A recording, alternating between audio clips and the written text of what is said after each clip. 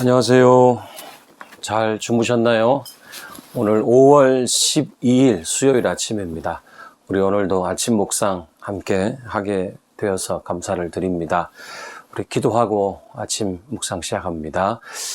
감사의 기도, 찬양의 기도, 그리고 하나님의 말씀이 내 귀에 들려지는 은혜를 달라고 드리는 기도 우리 잠시 드리겠습니다.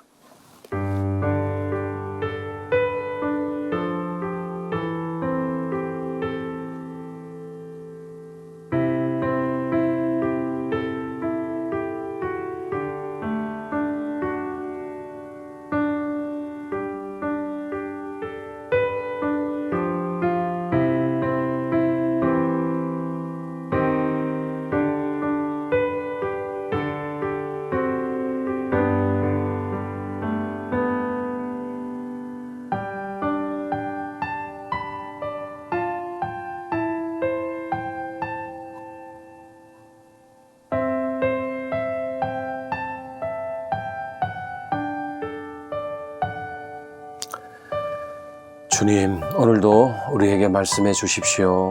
주의 종이 듣겠습니다. 예수님의 이름으로 기도합니다. 아멘. 네, 오늘 5월 12일 수요일 아침에 우리에게 주시는 말씀은 창세기 33장 1절에서 20절까지의 말씀입니다. 우리가 33장 전부네요. 창세기 33장 1절에서 마지막 절까지 우리 조금 속도 있게 읽어나갈 텐데요. 오늘 말씀의 제목을 하나님의 신실하심으로 정해보았습니다. 자, 같이 읽겠습니다.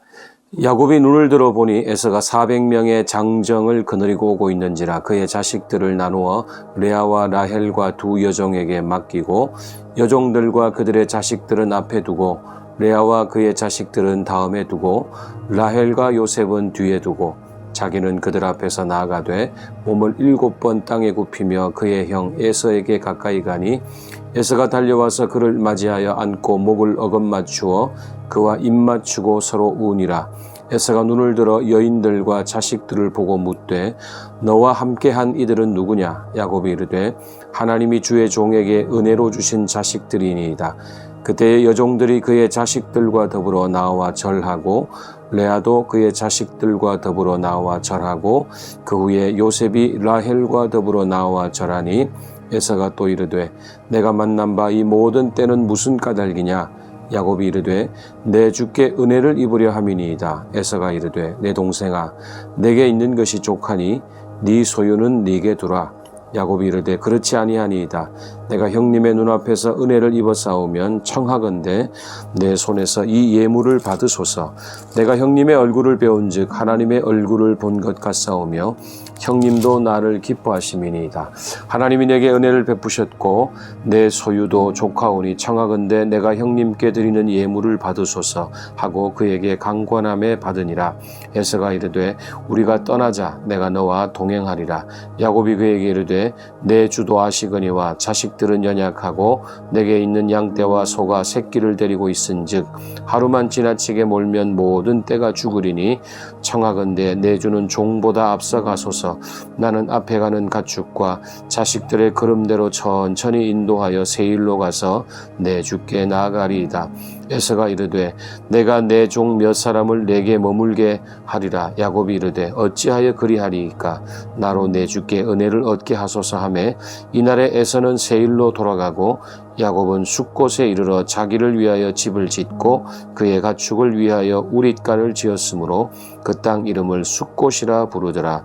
야곱이 받단 아람에서부터 평안히 가나안 땅 세겜 성읍에 이르러 그 성읍 앞에 장막을 치고 그가 장막을 친 밭을 세겜의 아버지 하몰의 아들의 손에서 백크시타에 샀으며 거기에 제단을 쌓고 그 이름을 엘렐로헤 이스라엘이라 불렀더라.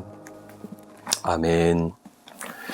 네, 이 에서는 세일에서 살았는데 지금 야곱이 있는 야복강까지 거리로는 한 150km 정도 되는 먼 거리를 에서가 달려왔습니다. 자, 그런데 야곱이 상상했던 것하고는 달리 20년 만에 찾아온 그 동생을 환대하는 그 마음으로 먼 길을 내달려온 에서는 사실은 너그럽고 통 큰 형의 모습이었다는 거죠. 물론 어떤 라반처럼 도중에 하나님이 에서의 어떤 마음을 바꾸셨는지는 우리가 알 수가 없죠.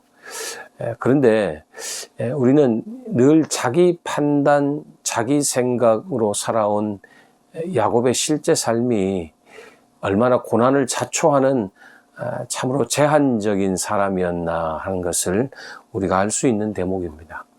오늘 저와 여러분의 삶도 그런 면이 있지 않겠습니까? 무슨 말인가 하면 내 상상이 만든 두려움과 불안에 사로잡혀서 날마다 하나님보다 문제를 더 많이 묵상하는 연약함이 우리 안에 있지 않느냐 하는 말씀입니다.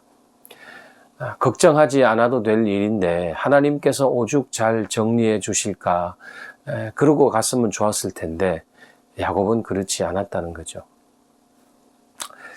자, 그렇게 한편 밤새 하나님과 씨름하며 기어이 축복을 얻어낸 이 야곱은 이 절체절명의 순간에서도 여전히 에서를 두려워하면서 만일의 경우를 대비하고 또 그 과정에서 또 가족들에게 씻을 수 없는 상처를 안기게 되죠.